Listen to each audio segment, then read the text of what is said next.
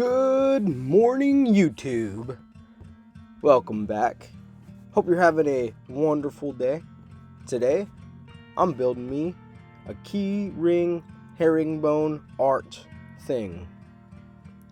I had a client that saw it on the Instagram one day, and he said, "Hey, I got a buddy that's moving in. Can you make this for him?" I said, "Sure." Then, the guy that I made it for said, "Hey, I got a buddy who's moving in. Can you make me one for him?" And I said, "All right." So this is what I'm doing. So first off, get yourself a piece of plywood. This is just a scrap piece that I had lying around. Get it chopped up to what dimension you want. I find that 12 by 7-ish is a good size. So I get that thing cut down. It's a little under 7, and if I had done it correctly, this would have made this thing much easier. But thankfully I got this super fancy ruler. I got it on sale whenever the 2 Before Nation fella had his fancy "don't forget to buy these tools" thing, you know what I'm saying? And so I went ahead and bought one there.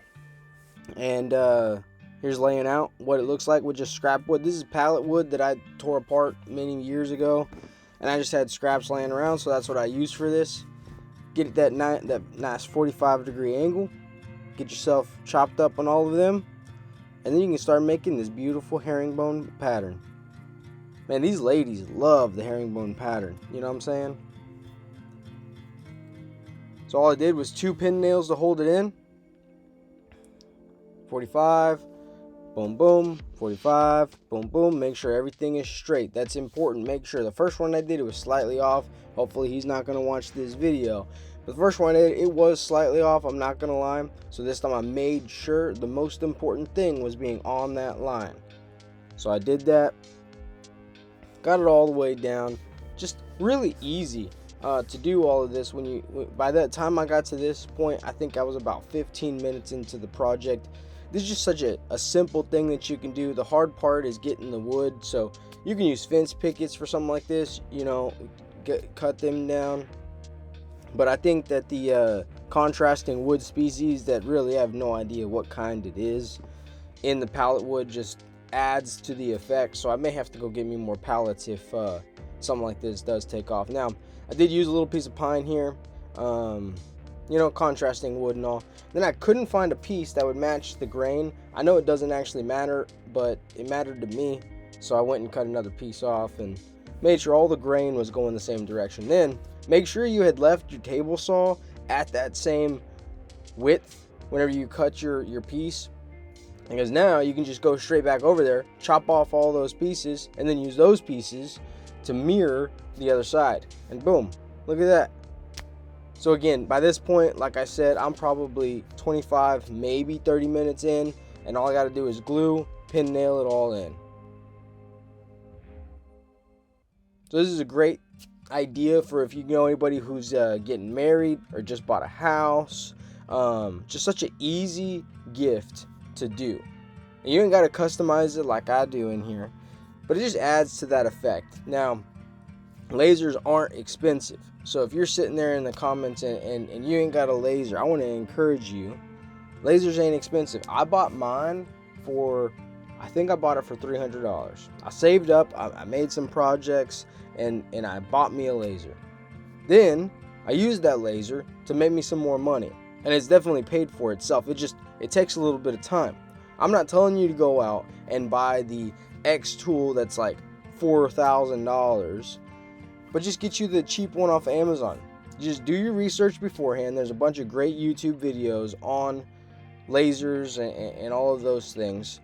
But I got me an Ortor, and theirs now I think are about $200 for the same one that I got. And I think you get it at a higher output. So anyhow, there it is. Look how pretty that thing looks. Now I did want to make sure that everything was level on this. And so I lost some of that character in the wood, which is fine, because I'm going to stain it anyway. But I made a boo-boo. Yeah.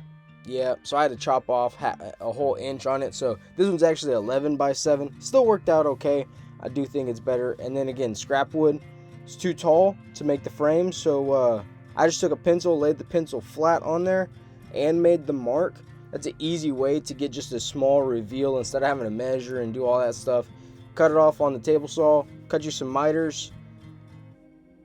Now with miters, it's always better to mark it than to measure it, because I always forget which one did I measure. Did I measure the inside or the outside? And I just so happened to get this almost dead on perfect. Now, of course, I messed up a little bit, but don't tell him, okay? So I get those sanded down real quick, get my hand nice and vibrated. Put a like in the comment if you are tired of your sander vibrating your hand. That way maybe one day I can have one of them fancy ones like a Festool or even a Merca. So now, just showing you what it's going to look like, getting an idea, and then getting these side pieces.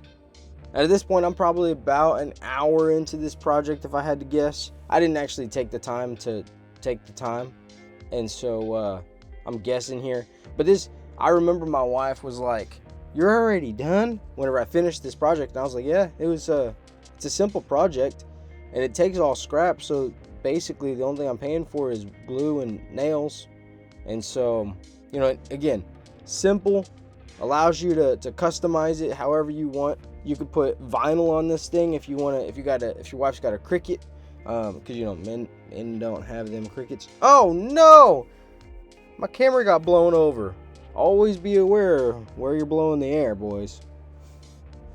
So here's a finished product. If you weren't going to customize it, you just wanted it to be kind of herringbone wall art or whatever. But of course, I'm going to customize it. So I got to get these all pinned in. Get them nice how I like them. And here's a laser at work. Ain't she pretty? I wish she moved this fast. These lasers, they don't move that fast. Or at least this one don't. So just be aware of that. Lasers do take time, and you got to be in vicinity of it, because you are burning this wood, and you know, when you're burning wood, you can potentially cause a fire, and only you can stop wildfires. So we get this thing nice and burned. So I walked away for just a moment, and I shouldn't have, because look at what happened. My laser fell. So there's another mistake. So I had to go and recut it, relaser it, burn it in. It actually looked better the second time. Now, this is a quick trick. If you ever do miters or anything, you can round over the corners, and it'll help soften them, but also it'll bend the wood kind of together. Highly recommend on most projects, so that way it looks more presentable. And now we got it all burned in and everything. I laid everything out, and I'm just poking it to where I know where my drill bit's gonna go, and then get them nice and drilled.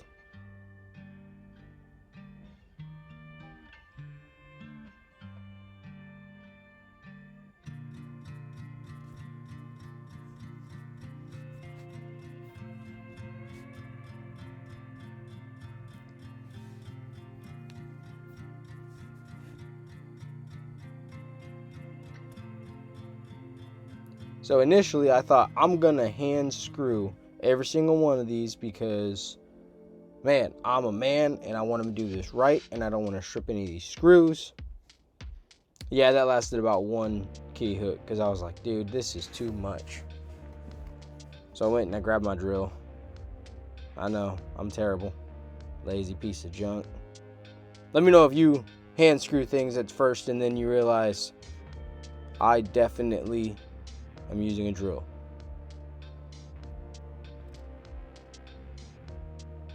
So once we get all of these pretty little things done, I'm actually just going to take them back out.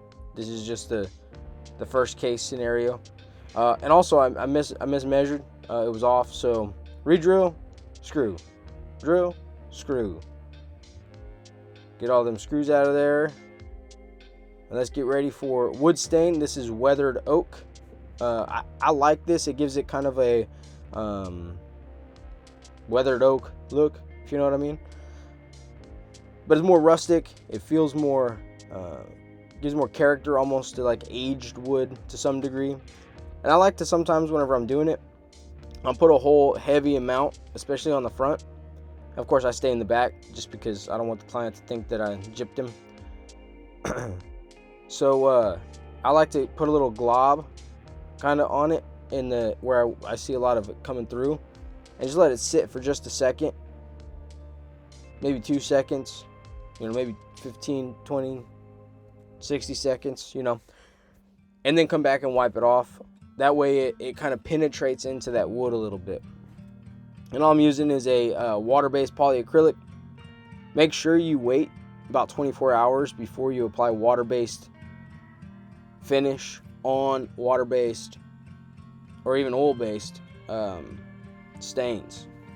You definitely want to make sure all the things are dry, because if you mess up the finishing process, oh man, all that work. I know it said it didn't take that long, but still, all that work that you had put into this project, and now it's for nothing. So my goal is to usually pop these guys out man hours, approximately an hour and a half is my goal on these, to make sure I'm making a decent profit. I typically sell them for about $50. Like I said, there's no other than electricity, nails, and glue, and finish. All of those things I already had. So, it's pretty simple profit margin. So I do all of that. And then once you do your first one, you got to let it sit for 2 hours. Do a light sanding. It says at least 220. I did 320 because I don't have no 220 in my shop.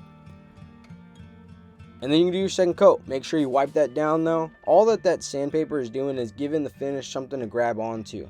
So it's not just like if you want to do this, you can. No, you need to sand in between coats. Now, this is only going on the wall, so I only did 2 coats.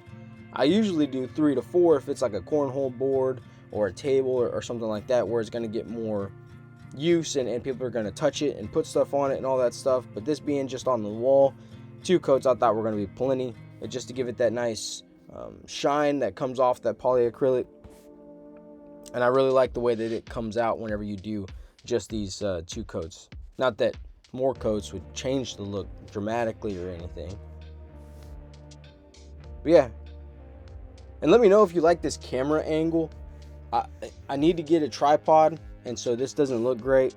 But if you like it, I'll keep it and I'll maintain this thing and I'll be cheap. But if you're like, nah man, you need it needs to be like an over the shoulder look, this is how it needs to be, let me know in the comments.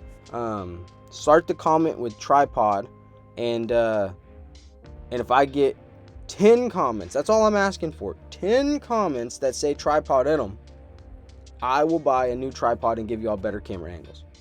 There it is, finished product. All I got to do now is throw these little shark tooth whatchamahookies on there. If you ever had to deal with one of these, I highly recommend some needle nose pliers.